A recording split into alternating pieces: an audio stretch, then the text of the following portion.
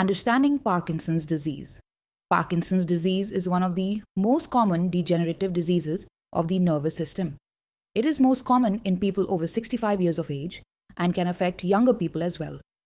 Patients under 40 are classified as young onset Parkinson's and make 10 to 15% of all cases.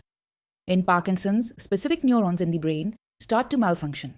They make less of a chemical called dopamine that is involved in generating movement. Scientists do not yet know exactly what leads to the death of these dopamine-producing neurons. In most cases, they believe Parkinson's is due to a combination of genetic changes and environmental factors, with young onset patients perhaps having a stronger genetic contribution.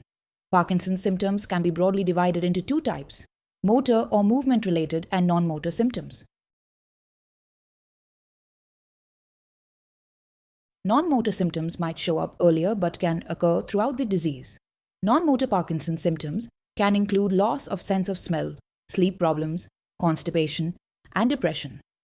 Some non-motor Parkinson's symptoms may be associated with Parkinson's medications. These can include daytime sleepiness, hallucinations or seeing things that aren't really there, drops in blood pressure, and psychosis or losing touch with reality temporarily. Tell your doctor if you have any of these symptoms. Changing medications may help. Tremor is not always present, but can be the most noticeable motor symptom of Parkinson's disease in many cases. The tremor is usually in the hands at rest, but can also be present in the legs or even the chin. The resting tremor of the hands is often described as pill rolling, with the thumb and other digits involved. Other motor symptoms include slow movements or bradykinesia, stiffness, reduced facial expression, changes in posture, and trouble with walking and balance. Motor symptoms usually start on one side of the body and can spread to the other as the disease advances. There are a variety of rating scales that Parkinson's specialists sometimes use to track changes over time.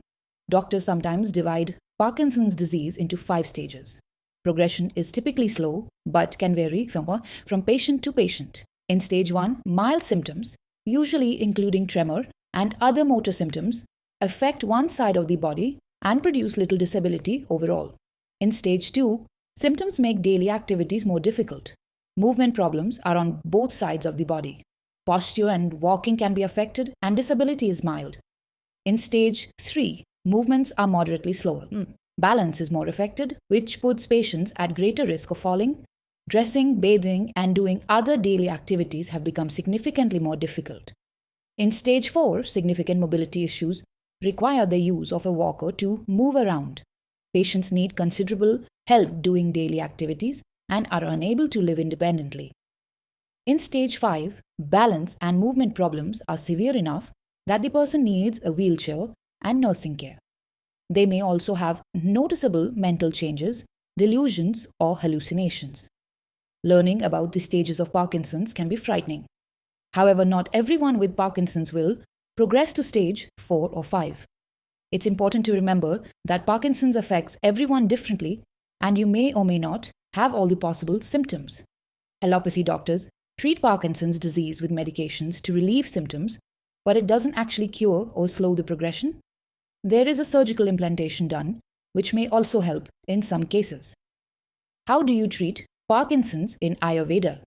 Treatment for Parkinson's in Ayurveda involves super specialty, panchakarma, treatments to improve the condition of brain and various internal ayurvedic medications, which will slow down the symptoms and gradually alleviate the root cause of the disease, thereby extending the quality of life in later years.